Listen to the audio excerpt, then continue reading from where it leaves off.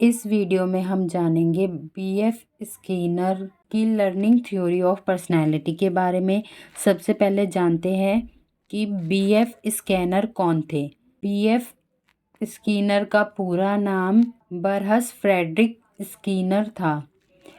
इनका जन्म 20 मार्च 1904 को पेंसिल्वेनिया में हुआ था और इनके फादर जो थे वो एक लॉयर थे और इनकी मदर एक हाउसवाइफ थी। इन्होंने इंग्लिश में अपनी बीए की डिग्री हासिल की थी न्यूयॉर्क शहर से और ये एक राइटर बनना चाहते थे, लेकिन ये इससे संतुष्ट नहीं थे। मतलब ये राइटर बनना चाहते थे। इन्होंने बहुत सी स्टोरीज भी लिखी बट उसमें कामयाबी इनको नहीं मिली, इसलिए ये अपने माता पिता की एक अटारी में एक स्टडी रूम बनाया ताकि कंसंट्रेट कर पाए, बट ये उसमें भी कंसंट्रेट नहीं कर पा रहे थे। तो ये थोड़ी टाइम के लिए ग्रीनविच विलेज में चले गए और वहाँ पर बोहेमियन बन के रहने लगे। बोहेमियन वो लोग होते हैं जो अनयूजुअल थिंग्स या आर्टिस्टिक थिंग्स में अपना इंटरेस्ट दिखाते हैं।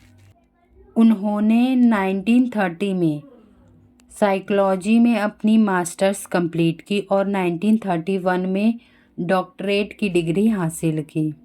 फिर वो 1936 में मिनेसोटा यूनिवर्सिटी में पढ़ाने चले गए। वहाँ उनकी मुलाकात यवोन ब्लू से हुई। फिर उन्होंने उनसे वहीं पर शादी कर ली, जिससे कि उनकी 2 बेटियां हुई और जो दूसरी बेटी थी वो दुनिया की पहली ऐसी बच्ची बनी जो एयर ट्यूब में पली बढ़ी। और 1945 में वो इंडियाना यूनिवर्सिटी में साइकोलॉजी डिपार्टमेंट के चेयरमैन बने और 18 अगस्त 1990 में उनकी मृत्यु हो गई। स्किनर की जो थ्योरी थी वो दूसरों की थ्योरी की तरह ट्रीटमेंट के द्वारा डेवलप नहीं हुई। इनकी जो थ्योरी थी वो लेबोरेटरी से डेवलप हुई थी। और ये जो बीएफ स्कैनर थे वो ग्रुप पर स्टडी नहीं करते थे, वो इंडिविजुअल यानी एक सब्जेक्ट पर फोकस करते थे। और जो दूसरे थ्योरिस्ट थे वो पर्सनैलिटी की थ्योरी को ग्रुप के ऊपर स्टडी करके बताते थे, पर्सनैलिटी को समझाते थे। और इन्होंने अपनी पर्सनैलिटी की थ्योरी में ह्यूमन नेचर के कुछ एस्पेक्ट्स बताए हैं, जैसे डिटर्मिनिज्म, चेंजेबिलिटी, ऑब्जेक्टिविटी, रिएक्टिविटी और नोएबिलिटी। और कुछ ऐसे एस्पेक्ट्स हैं ह्यूमन नेचर के जिनको इन्होंने रिजेक्ट कर दिया, जैसे रिलेशनिटी, इन रिलेशनिटी और होम्योस्टैटिस्टिस, हेट्रोस्टैटिस्टिस। क्योंकि इन्होंने बिहेवियर को एक्सप्लेन करने के लिए ह्यूमन बिहेवियर के इंटरनल सोर्सेस को इम्पोर्टेंस नहीं माना था, इसलिए इन्होंने इन एस्पेक्ट्स को रिजेक्ट कर दिया। और स्किनर के अकॉर्डिंग पर्सनैलिटी को हम लोगों के बिहेवियर से समझ सकते हैं।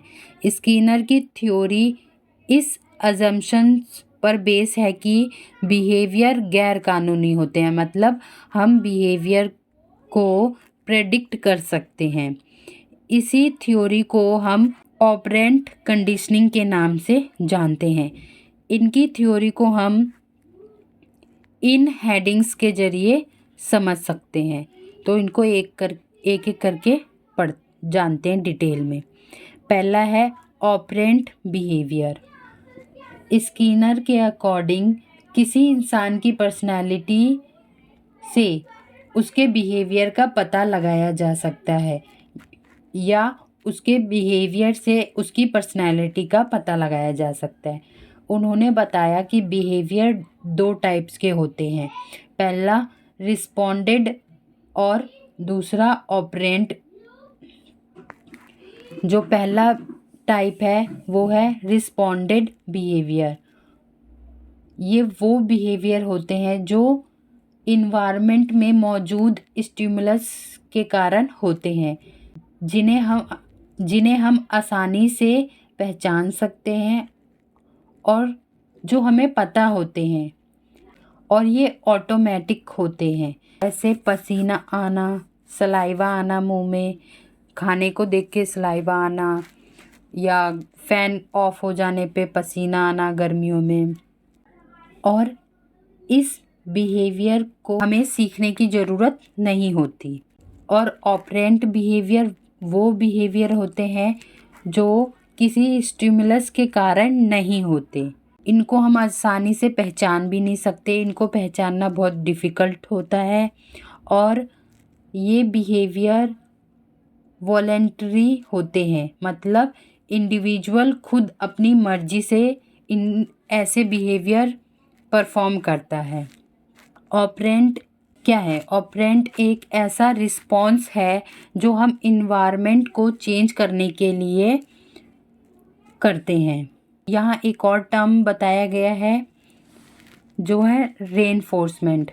रेनफोर्समेंट 2 तरह की होती हैं, पॉजिटिव और नेगेटिव, जो हमारे बिहेवियर को स्ट्रॉन्ग बनाने या वीक बनाने में हेल्प करती है।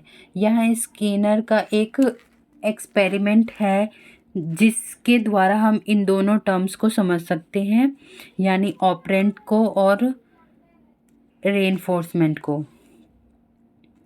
तो इनकी एक्सपेरिमेंट में इन्होंने एक केज लिया, मतलब एक बॉक्स लिया, और उसमें एक चूहे को रख दिया। तो वो चूहा उस केज से निकलने के लिए इधर उधर भाग रहा था, कूद रहा था। तो उस केज में एक लीवर लगा हुआ था, यानी एक बटन था। जब भी उसको दबाते थे तो वहाँ से फूड मिलता था उस चूहे को। तो जब वो इधर उधर भाग रहा था, कूद रहा था, तो गलती से उससे वो लीवर दब जाता है, तो उसको फूड मिलता है। तो जब वो इधर उधर भाग रहा होता है तो इस चीज़ को ऑपरेंट बिहेवियर कहा गया, और जब उसे खाना मिला वो उसको रेनफोर्समेंट कहा गया। तो जब उसको खाना मिला तो चूहा फिर से वही करने लग गया जो वो कर रहा था। इनका कहने का मतलब ये है कि ऑपरेंट कंडीशनिंग में ये ज़रूरी है कि रिस्पॉन्स मिलने के बाद रेनफोर्समेंट दिया जाए। रेनफोर्समेंट ऐसी चीज़ है जो हम स्पेसिफिक बिहेवियर को मजबूत बनाने या कमज़ोर बनाने के लिए देते हैं किसी पर्सन को। जैसे फूड हमारी हंगर को सेटिस्फाई करता है तो हम खाना खाते हैं। और एक बच्चा है, उसको अच्छा बिहेवियर करने पर हम या उसके टीचर या उसके पेरेंट्स उसको अप्रिशिएट करते ताकि वो आगे भी अच्छा बिहेवियर कर सके। दूसरे शब्दों में कहें तो रेनफोर्समेंट एक ऐसा स्टिमुलस इवेंट है जो किसी और रिस्पॉन्स के साथ जोड़े तो उस रिस्पॉन्स को बनाए रखा जा सकता है या उस रिस्पॉन्स को और बेहतर बनाया जा सकता है। और हमने जैसे पहले पढ़ा था कि रेनफोर्समेंट पॉजिटिव भी हो सकते हैं और नेगेटिव भी हो सकते हैं। जो पॉजिटिव रेनफोर्समेंट होता है उसका मतलब है कि कुछ ऐसा जो हमें खुशी देता हो, और नेगेटिव रेनफोर्समेंट का मतलब है कुछ ऐसी चीज़ हमारी लाइफ से निकाल देना जो हमें अच्छा लगता हो, या हमसे छीन लेना जो हमसे लिया जा रहा हो, या हम पे कुछ ऐसी चीज़ थोप देना जो हमें करना पसंद नहीं है या जो हमें बिल्कुल पसंद नहीं है। तो स्किनर अपनी थ्योरी में यानी ऑपरेंट कंडीशनिंग थ्योरी में ये सारी चीज़ें बताते हैं। जैसे चूहा पिंजरे के चारों ओर इधर उधर भाग रहा था, कूद रहा था और गलती से लीवर प्रेस हो जाता है तो उसे खाना मिलता है। तो इस चीज़ को उन्होंने ऑपरेंट, मतलब इधर उधर भाग रहा था तो इस चीज़ को उन्होंने ऑपरेंट बिहेवियर का, और जब उसको खाना मिला तो उस खाने को उन्होंने रेनफोर्समेंट कहा। और फिर चूहा समझ जाता है कि कोई चीज़ दबने से उसे फूड मिल रहा है, तो वो बार बार वही चीज़ करता है और फिर गलती से वो बटन दब जाने पर उसको दोबारा खाना मिलता है। फिर वो थोड़ी देर के बाद समझ जाता है कि हाँ, इस बटन को दबाने से मुझे खाना मिल रहा है, तो फिर वो और जल्दी जल्दी खाना मंगाता है। तो उसके बिहेवियर को हमने कंडीशन कर दिया। यहाँ पर जब वो जल्दी जल्दी खाना मंगा रहा है तो उसका बिहेवियर कंडीशनिंग बन गया। तो ये थ्योरी थी ऑपरेंट कंडीशनिंग। अब अगली हेडिंग पढ़ते हैं जो है शेड्यूल्स ऑफ रेनफोर्समेंट, मतलब रेनफोर्समेंट कब देना है, कैसे देना है, कितना देना है। तो इसमें यहाँ स्केनर ने क्या किया कि उन्होंने रेनफोर्समेंट की संख्या कम कर दी, ये देखने के लिए कि क्या चूहा पहले जैसा ही बिहेवियर कर रहा है या नहीं कर रहा। तो उन्होंने देखा कि चूहा पहले जैसा ही रिस्पॉन्स दे रहा है। तो इस तरह उन्होंने पता किया कि हमें रेनफोर्समेंट कब और कितना देना चाहिए। तो उन्होंने 2 तरह के शेड्यूल्स बताए रेनफोर्समेंट देने के। पहला है कंटिन्यूअस रेनफोर्समेंट, इसमें हम हर बिहेवियर के लिए रेनफोर्समेंट देते हैं। जैसे चूहा जब भी लीवर प्रेस करेगा तो उसको फूड मिलेगा। और दूसरा जो टाइप है रेनफोर्समेंट का वो है इंटरमिटेंट रेनफोर्समेंट शेड्यूल। इसमें हम उसके हर बिहेवियर के लिए उसे रेनफोर्समेंट नहीं देंगे। और इसको 2 टाइप में और बांटा गया है। पहला है फिक्स्ड रेशो और दूसरा है फिक्स्ड इंटरवल। फिक्स्ड रेशो में एक लिमिट फिक्स की जाती है कि उसको जैसे 2 बार प्रेस करेगा तब उसको रेनफोर्समेंट दी जाएगी, या 4 बार कर सकता है तब दी जाएगी, या 12 बार करेगा तब दी जाएगी फूड। इस तरीके से एक अमाउंट फिक्स कर दिया जाता है। और फिक्स्ड इंटरवल में एक टाइम गैप फिक्स कर दिया जाता है कि लीवर प्रेस करने के 20 मिनट बाद उसे फूड मिलेगा, या जब उसने लीवर प्रेस किया तो उसको खाना मिला तो उसके 20 मिनट बाद उसे फिर खाना मिलेगा, चाहे वो उस बीच में कितनी बार भी लीवर प्रेस क्यों ना कर दे। यहाँ पर स्किनर ने वेरिएबल रेशो और वेरिएबल शेड्यूल्स पर भी ध्यान दिया।